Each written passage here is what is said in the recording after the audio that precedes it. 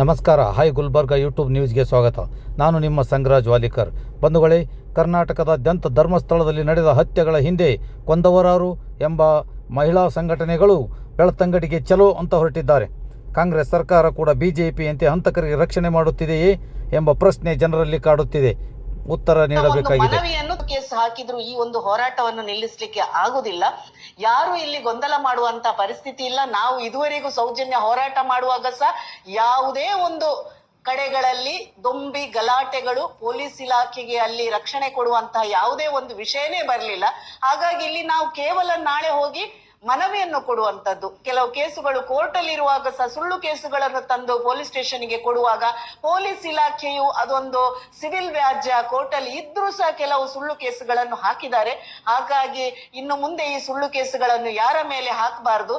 ಯಾರು ಈ ರೀತಿ ವರ್ತಿಸಿದ್ರು, ಇದರ ಹಿಂದೆ ಯಾರ ಹುನ್ನಾರ ಇದ್ರು, ಸೌಜನ್ಯ ಹೋರಾಟವನ್ನು ಖಂಡಿತ ಯಾರಿಂದಲೂ ಹತ್ತಿಕ್ಲಿಕ್ಕೆ ಸಾಧ್ಯ ಇಲ್ಲ. ಹಾಗಾಗಿ ನಾನು ಮನವಿ ಮಾಡಿಕೊಳ್ಳುವುದು, ಪ್ರಜಾಪ್ರಭುತ್ವದಲ್ಲಿ ಪ್ರತಿಯೊಬ್ಬನಿಗೂ ಮಾತಾಡುವ ಸ್ವಾತಂತ್ರ್ಯ ಉಂಟು, ಹೋರಾಟ ಮಾಡುವ ಸ್ವಾತಂತ್ರ್ಯ ಉಂಟು, ಎಲ್ಲಾನು ಉಂಟು.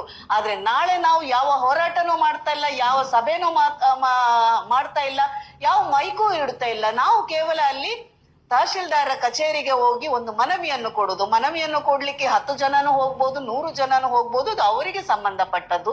ಹಾಗೆ ನಾಳೆ ದಿನ 10:30 ಗಂಟೆಗೆ ಬೆಳ್ತಂಗಡಿ ತಹಶೀಲ್ದಾರ್ ಕಚೇರಿಗೆ ಬಂದು ಭಾಗಿಯಾಗಬೇಕಾಗಿ ನಾನು ತಮ್ಮಲ್ಲಿ ವಿನಂತಿಯನ್ನು ಮಾಡ್ತಾ ಇದ್ದೇನೆ. ಕೊಂದು ಧರ್ಮ ರಕ್ಷಣೆ ಮಾಡೋ ಬದಲು ಧರ್ಮವನ್ನ ಕೊಂದು ಮನುಷ್ಯ ರಕ್ಷಣೆ ಮಾಡಿ. ಮನುಷ್ಯತ್ವವೇ ಧರ್ಮ. ನಾಡಿದ್ದು 16ನೇ ತಾರೀಕು ಬೆಳ್ತಂಗಡಿಯಲ್ಲಿ ನಡೆಯುತ್ತಿರುವ ನ್ಯಾಯ ಸಮಾವೇಶಕ್ಕೆ ನಾನು ಬರ್ತಿದ್ದೀನಿ. ನನಗೂ ತಿಳಿಬೇಕು ಕೊಂದವರು ಯಾರು. ಎಲ್ರು ಬನ್ನಿ. ನಮಸ್ಕಾರ. ಕೂಡ ಧರ್ಮಾಧಿಕಾರಿ ಅಂತ ನೋಡಾಗಿಲ್ಲ. ಯಾರೇ ಹೋರಾಟಕ್ಕೆ ಬಂದ್ರೆ ಮೊದಲು ಇವರು ಹೇಳೋದೇನಂತ ಹೇಳಿದ್ರೆ, ಇವರು ಷಡ್ಯಂತ್ರ ಮಾಡೋಕೆ ಬಂದಿದ್ದಾರೆ ಒಂದು ಹೇಳ್ತಾರೆ, ಅದ್ರ ಮೇಲೆ ಅವ್ರ ಮೇಲೆ ಕೇಸ್ ಹಾಕ್ತಾರೆ. ಅಂದ್ರೆ ಒಟ್ರಾಸಿ ಬಂದವರೆಲ್ಲ ಬಾಯಿ ಮುಚ್ಚಿ ನಿಲ್ಬೇಕು. ನಾಡಿಯಲ್ಲಿ ಮಹಿಳಾ ನ್ಯಾಯ ಸಮಾವೇಶ ನಡೀತಾ ಇದೆ. ನಾನು ಹೋಗ್ತಾ ಇದ್ದೀನಿ. ಸಂಗಾತಿಗಳೇ, ನಿಮ್ಮವ್ರನ್ನ, ನಿಮ್ಮ ಅಕ್ಕ ತಂಗಿಯರನ್ನ, ಜೊತೆಗಾರರನ್ನ ಎಲ್ಲರನ್ನು ಕರ್ಕೊಂಡು ಬನ್ನಿ. ಆ ನೆಲದಲ್ಲಿ, ಈ ಕರ್ನಾಟಕದಲ್ಲಿ, ಅದರಲ್ಲೂ ಧರ್ಮಸ್ಥಳದಲ್ಲಿ ಸುತ್ತಮುತ್ತ ಕಳೆದು ಹೋಗಿರುವಂತ ಹಲವಾರು ಮನಸ್ಸುಗಳು ಮತ್ತು ಹೆಣ್ಣುಗಳು, ಆ ಹೆಣ್ಮನಗಳನ್ನ ಕೊಂದವರು ಯಾರು ಅಂತ ಹೇಳಿ ಆ ಅಭಿಯಾನಕ್ಕೆ ನಾವೆಲ್ಲರೂ ಕೂಡ ಸಾಕ್ಷಿಯಾಗೋಣ. ಬನ್ನಿ.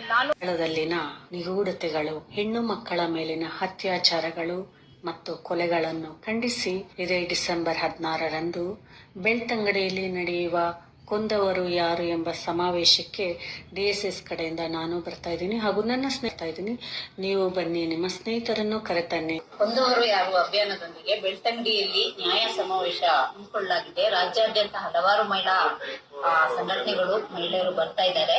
ಅದಕ್ಕೆ ನಾವು ಬರ್ತಾ ಇದ್ದೀವಿ ಚಿಕ್ಕಮಗಳೂರು ಜಿಲ್ಲೆಯಿಂದ. ನೀವು ಬನ್ನಿ. ಇದೇ ತಿಂಗಳು ಡಿಸೆಂಬರ್ 16ರಂದು ಕೊಂದವರು ಯಾರನ್ನುವ ಮಹಿಳಾ ಸಮಾವೇಶಕ್ಕೆ ನಾನು ರಮಾ ನಾಗರಾಜನ್ ಚಿತ್ರದುರ್ಗದಿಂದ ಒಬ್ಬ ಮಹಿಳಾ ಪರ ಹೋರಾಟಗಾರ್ತಿಯಾಗಿ ನಾನು ಭಾಗವಹಿಸ್ತಾ ಇದ್ದೀನಿ. ತಾವು ಬನ್ನಿ, ತಮ್ಮ ಜೊತೆ ಇಚ್ಛಾಶಕ್ತಿ ಉಳ್ಳವರು, ಮಹಿಳೆಯರಿಗಾಗಿ ನ್ಯಾಯ ಬೇಕು ಅಂತ ಕೀಳುವಂಥವರು, ಮಹಿಳೆಯರ ಪರವಾಗಿ ಕನ್ಸರ್ನ್ ಇರೋರು, ದಯವಿಟ್ಟು ತಾವು ಬನ್ನಿ, ತಮ್ಮ ಜೊತೆ ಬೇರೆಯವ್ರನ್ನ ಕರ್ಕೊಂಬನ್ನಿ. ಕೊಂದವರು ಯಾರು ಅನ್ನೋ ಒಂದು ವಿಷಯಕ್ಕೆ, ಅದರಲ್ಲಿ ಧರ್ಮಸ್ಥಳದಲ್ಲಿ ಅತ್ಯಾಚಾರ, ಅನಾಚಾರ ಮತ್ತೆ ಎಲ್ಲ ಥರದ್ದು ಇಲ್ಲಿಗಲ್ ಆಕ್ಟಿವಿಟೀಸ್ ನಡೀತಾ ಇದೆ. ಅದಕ್ಕೆ ಯಾವುದೇ ರೀತಿಯಿಂದ ನ್ಯಾಯ ಸಿಗ್ತಿಲ್ಲ. ಪೊಲೀಸ್ ಇಲಾಖೆ ವೈಫಲ್ಯ ಒಂದು ಕಡೆ ಆದರೆ ಸರ್ಕಾರದ ವೈಫಲ್ಯ ಎದ್ದು ಕಾಣ್ತಿದೆ. ಮತ್ತೆ ಮಹಿಳೆ ಬೇಕು. ಇದೇ ತರ ನೀವು ಇನ್ನು ಸುಮ್ಮನೆ ಕೂತ್ರೆ ಇನ್ನೊಂದು 6 ತಿಂಗಳು ಹೋಗುತ್ತೆ. ಇದೇ ತರ ನಾವು ಬೊಬ್ಬೆ ಹೊಡಿತಾ ಇರ್ಬೇಕಷ್ಟೇ. ಇವಾಗ ಉಳಿದಿರೋದು ಒಂದೇ ದಾರಿ. ಅದು ಏನಾದ್ರೂ ಪರವಾಗಿಲ್ಲ, ಎಷ್ಟು ಬೇಕಾದ್ರೆ ನೀವು FIR, ನೀವು ಕೇಸ್ ಹಾಕ್ರಿ, ಅದನ್ನ ಎಲ್ಲ ತಡ್ಕೊಳ್ಳಂತ ಶಕ್ತಿ ನಮ್ಮ ಹತ್ರ ಇದೆ. ನಾವು ಅದನ್ನ ಮಾಡೇ ಮಾಡ್ತೀವಿ. ಇಡೀ ಕರ್ನಾಟಕ ಷಡ್ಯಂತ್ರ ಷಡ್ಯಂತ್ರ ಷಡ್ಯಂತ್ರ ಇದನ್ನೇ 3 ಹೊತ್ತು ಮಾತಾಡ್ತಾ ಇರೋ ವಸಂತ ಗಿಳಿಯಾರು, ಕಿರಿಕೀರ್ತಿ, ಕನ್ನಡ, ಸ್ಮಿತಾ ಅಕ್ಕ, ನಿಮ್ಗೊಂದು ಡೈರೆಕ್ಟ್ ಪ್ರಶ್ನೆ.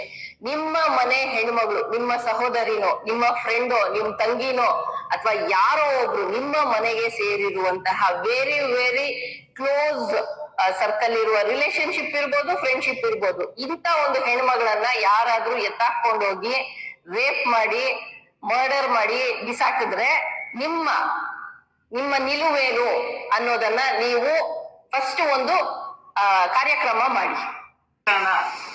ಬೆಳ್ತಂಗಡಿಯಲ್ಲಿ ನಡೆಯುತ್ತಿರುವ ಮಹಿಳಾ ಸಮಾವೇಶಕ್ಕೆ ರಾಜ್ಯಾದ್ಯಂತ ಮಹಿಳಾ ಸಂಘಟನೆಗಳೆಲ್ಲ ಸೇರುತ್ತಿವೆ. ಬೀದರ್ ಜಿಲ್ಲೆಯಿಂದ ನಾವು ಬರ್ತಾ ಇದ್ದೇವೆ. ನೀವು ಬನ್ನಿ. ಧನ್ಯವಾದ. ಜೈ ಸಜ್ಜನಕ, ಜಯನಪ್ಪ ಮಂಜುನಾಥ ಸ್ವಾಮಿ, ಸೌಜನ್ಯಕ್ಕ ಹೋರಾಟಗಾರರು ಎಲ್ಲರಿಗೂ ಜಯಗಳು. ಜೈ ತಿಮ್ಮ. ಕೊಂದವರು ಯಾರು?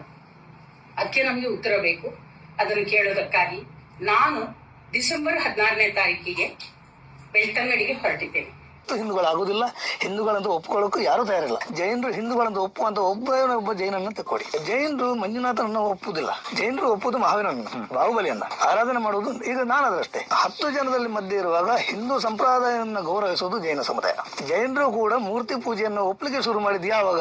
ಅದಕ್ಕಿಂತ ಮುಂಚೆ ಜೈನರು ಕೂಡ ಮೂರ್ತಿ ಪೂಜೆ ಮಾಡುವವರಲ್ಲ. ದೇವರುಗಳನ್ನು ಸೃಷ್ಟಿ ಮಾಡಿಕೊಂಡು ಹೊಟ್ಟೆ ಪಾಡಿಗಾಗಿ ಒಂದೊಂದು ವೇಷ ಬೇಕೇ ಬೇಕು. ಯಾಕೆ ನನ್ನ ಪ್ರಕಾರ ಹಿಂದೂ ಜಾತಿಯಲ್ಲಿ ಜೈನ ಏಕಪತ್ನಿ ವೃತಸ್ಥರ ಅಲ್ಲದವರು ಹಿಂದೂ ಇರೋದಂತ ಹೇಳ್ಬೋದು ಅಷ್ಟೇ. ಅದೇ ಹಿಂದೂ ಅಂದ್ರೆ ಎಂತ?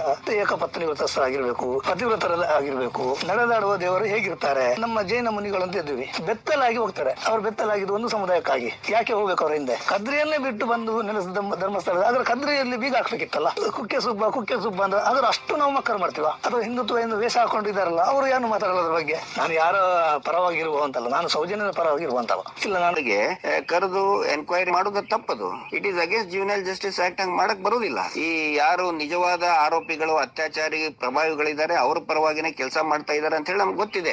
ತನಿಖೆ ನೆಪದಲ್ಲಿ ವಿನಾಕಾರಣ ಒಂದು ಪ್ರೆಷರ್ಗೆ ಒಳಗಾಗಿ ಮಾನಸಿಕ ಹಿಂಸೆ ಕೊಡುವುದಾಗ್ಲಿ, ದೈಹಿಕ ಹಿಂಸೆ ಕೊಡುವುದಾಗ್ಲಿ ಯಾರಿಗೇ ಆಗ್ಲಿ, ಜಯಂತ್ ಅವ್ರಿಗೆ ತೊಂದರೆ ಕೊಟ್ಟರೆ ನನಗೆ ತೊಂದರೆ ಕೊಟ್ಟಂಗದು.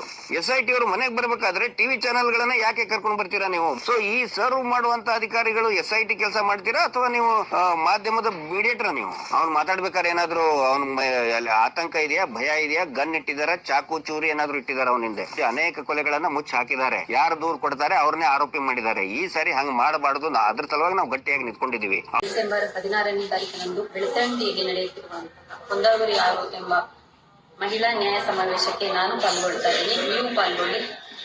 ಅಸಹಜ ಸಾವುಗಳ ಪ್ರಕರಣದ ಬಗ್ಗೆ ತನಿಖೆ ಆಗೋಕ್ಕೆ ನಾವೆಲ್ಲರೂ ಒತ್ತಾಯ ಮಾಡೋಣ ಅಂತ ಈ ಮುಖಾಂತರ ಕೇಳ್ತೀವಿ. ಎಂದು ಗೊತ್ತಿದ್ದರೂ ಕೂಡ ಪದ್ಮಲತಳಿಂದ ಸೌಜನ್ಯಲವರೆಗೆ ನೂರಾರು ಮರಣಗಳು, ಕೊಲೆ, ಅತ್ಯಾಚಾರಗಳು ಮಾಡಿದಂತ, ಕೊಲೆ ಮಾಡಿದಂತ ಒಂದು ಆರೋಪಿಯನ್ನ ಆ ವ್ಯಕ್ತಿಯ ಮೇಲೆಯೂ ಕಾನೂನು ಕ್ರಮ ಜರುಗುವಂತ ಕಾನೂನಿನ ವ್ಯವಸ್ಥೆ ಇಲ್ಲಿದೆ. ಅಪರಾಧ ಕೇಸ್ಗೂ ಸೌಜನ್ಯ ಪರ ನೀವು ಕೂಡ ನಿಂತಿದ್ರಿ ಅಥವಾ ಆ ಒಂದು ಕೇಸ್ ಬಗ್ಗೆ ಮಾತನಾಡಿದ್ರಿ. ಮಾತಾಡ್ತಾ ನೀವು ಕಳೆದೋದ್ರ. ಆ ನಂತರ ಯಾಕೆ ನೀವು ಆ ಧ್ವನಿಯನ್ನು ಅಲ್ಲಿ ನಿಲ್ಲಿಸಿದ್ರಿ? ಸೋಷಿಯಲ್ ಮೀಡಿಯಾ ಹೋರಾಟ ಅನ್ನೋದಕ್ಕಿಂತ ನಮಗೆ ಬಹಳ ದೊಡ್ಡ ಪ್ರಮಾಣದಲ್ಲಿ ಯುವಕರು ಸೋಷಿಯಲ್ ಮೀಡಿಯಾದಲ್ಲಾಗಿರ್ಬೋದು, ಯೂಟ್ಯೂಬಲ್ಲಿ ಈ ಪ್ರಭಾವಿ ವ್ಯಕ್ತಿಗಳ ವಿಚಾರ ಬಂದಾಗ ಈ ಆಳುವ ಶಕ್ತಿಗಳು ಮಾಧ್ಯಮದಲ್ಲೂ ಇರ್ಬೋದು, ರಾಜಕೀಯದಲ್ಲೂ ಇರ್ಬೋದು, ದುಡ್ಡಲ್ಲೂ ಇರ್ಬೋದು, ಅವರೆಲ್ಲ ಒಬ್ರಿಗೊಬ್ರು ಜೊತೆಗೆ ಸೇರ್ಕೊಂಡು ಅದನ್ನು ಪ್ರೊಟೆಕ್ಟ್ ಮಾಡ್ತಾರೆ. ಹೋಗ್ತಾನೆ, ಜೈಲಿಗೆ ಹೋದ್ಮೇಲೆ ಮತ್ತೆ ಬಂದು ನ್ಯಾಯಾಧೀಶರ ಮುಂದೆ ಇನ್ನೊಂದು ಕನ್ಫೆಷನಲ್ ಸ್ಟೇಟ್ಮೆಂಟ್ ಕೊಡ್ತಾನೆ. ಜೈಲಲ್ಲಿ ಇವನ್ನ ಯಾರು ಭೇಟಿಯಾಗಿತ್ತು, ಯಾ ಆಫೀಸರ್ ಭೇಟಿಯಾದ್ರು, ಯಾ ಇಂಡಿವಿಜುವಲ್ ಭೇಟಿಯಾದ್ರು, ಇದು ನಮ್ಗೆ ಗೊತ್ತಾಗ್ಬೇಕಲ್ಲ. ಇದನ್ನ ಯಾರು ತನಿಖೆ ಮಾಡೋದು? ನಾವು ಮಾಡಕ್ಕಾಗತ್ತಾ? ಈಗ ನೀವು ಅಲ್ಲಿನೂ RT ಆಗ್ಬೇಕು. ಇವನ್ನ ಯಾರ್ಯಾರು ಎಂಟ್ರಿ ಹಾಕಿದ್ದಾರೆ, ಅಫಿಷಿಯಲ್ ಎಂಟ್ರಿ ಏನು, ಅನ್ಅಫಿಷಿಯಲ್ ಎಂಟ್ರಿ ಏನು, ಯಾರು ಎಂಟ್ರಿ ಮಾಡಿದ್ದು? ಅವನು ಒಂದು ವರ್ಷ ಓಡಾಡಿದಾನೆ. ಆ ಭೀಮಾ ಓಡಾಡಿದಾನೆ, ಅವನೇ ಭೇಟಿ ಆಗಿದ್ದಾನೆ, ಎಲ್ಲೆಲ್ಲೋ ಹೋಗಿದ್ದಾನೆ, ಎಲ್ಲೋ ಬಂದಿದ್ದಾನೆ. ಅವನ ಬ್ಯಾಂಕ್ ಅಕೌಂಟು, ಅವನ್ ಜೈಲಿಗೆ ಹೋದ ನಂತರ ಎಷ್ಟು ಬಂದಿದೆ, ಹೋಗೋಕ್ ಮೊದ್ಲು ಎಷ್ಟು ಬಂದಿದೆ, ಎಲ್ಲಿದ್ದ, ಅವನ್ ಫೋನ್ ನಂಬರ್ ಎಲ್ಲಾನು ತನಿಖೆ ಆಗ್ಬೇಕು. ನನ್ನ ಇಲ್ಲ ಅಂದು ಕಂಡು ಬರ್ತಾ ಇದೆ. ಡಿಸೆಂಬರ್ 16ರಂದು ಧರ್ಮಸ್ಥಳ ಬೆಳ್ತಂಗಡಿಯಲ್ಲಿ ಹಮ್ಮಿಕೊಳ್ಳಲಾಗಿದೆ. ರಾಜ್ಯಾದ್ಯಂತ ಎಲ್ಲರೂ ಬರ್ತಾ ಇದ್ದಾರೆ. ನಾವು ಶಿವಮೊಗ್ಗದಿಂದ ಬರ್ತಾ ಇದ್ದೀವಿ. ಎಲ್ಲರಿಗೂ ಬನ್ನಿ ಅಂತ ಹೇಳಿ ಕೇಳಿಕೊಂಡು, ಅಲ್ಲಿ ಎಷ್ಟು ಅನಾಹುತಗಳಾಗಿದೆ ಇದುವರೆಗೂ ನಮಗೆ ಗೊತ್ತಿರಲಿಲ್ಲ. ಈಗೆಲ್ಲ ಗೊತ್ತಾಗಿದೆ. ಅಲ್ಲಿ ನಡೆದಿರೋ ಅತ್ಯಾಚಾರ, ಅನಾಚಾರ, ಭೂಕಬಳಿಕೆ ಪ್ರತಿಯೊಂದಕ್ಕೂ ನಮಗೆ ಈಗ ನೋಡಿ ತಡಿಲಿಕ್ಕೆ ಆಗ್ತಾ ಇಲ್ಲ. ಆದರೆ ಆ ನ್ಯಾಯ ಸಿಗೋವರೆಗೂ ಹೋರಾಡೋಣ. ಬನ್ನಿ, ಕೈ ಜಿಲ್ಲ. ನೀವು ಬೇರೆಯವ್ರದ್ದು ಕೇಳಲ್ವಾ, ಇದು ಕೇಳಲ್ವಾ, ಅದು ಕೇಳಲ್ವಾ ಅಂತ ಹೇಳ್ತೀರಲ್ಲ. ನೀವು ಲೆಫ್ಟಿಸ್ಟು ಅಂತ ಹೇಳ್ತಾರೆ. ನಾನು ಯಾಕ್ರಿ ಲೆಫ್ಟಿಸ್ಟ್ ಆಗಲಿ? ಒಂದು ಹೆಣ್ಣಿಗೆ ಯಾವ್ದು ಲೆಫ್ಟ್ ಇರಲ್ಲ, ಒಂದು ರೈಟ್ ಇರಲ್ಲ. ನೀವು ಕೇಳಿದ್ರೆ ನನ್ನ ಜಾತಿ, ನನ್ನ ಮತ, ನನ್ನ ಧರ್ಮ ಎಲ್ಲ ಹೆಣ್ಣೆ ಅಂತ ಹೇಳ್ತೀನಿ. ಅಲ್ಲಿ ಸತ್ತವ್ರು ಯಾರು? ಹಿಂದೂ ಹೆಣ್ಣು ಮಕ್ಕಳೇ. ಸೊ ಅವ್ರ ಬಗ್ಗೆ ದನಿ ಎತ್ತಬಾರ್ದಾ? ಹಾಗಿದ್ರೆ ಕೇಳಿದ ತಕ್ಷಣನೇ ನಾನು ಲೆಫ್ಟಿಸ್ಟ್ ಆಗ್ಬಿಡ್ತೀನಿ. ನೀವು ಹೇಳ್ಕೋಬಹುದು, ನಾನು ಯಾಕ್ರಿ ಲೆಫ್ಟಿಸ್ಟ್ ಆಗಲಿ? ನಾನು ಲೆಫ್ಟಿಸ್ಟು ಅಲ್ಲ, ರೈಟಿಸ್ಟು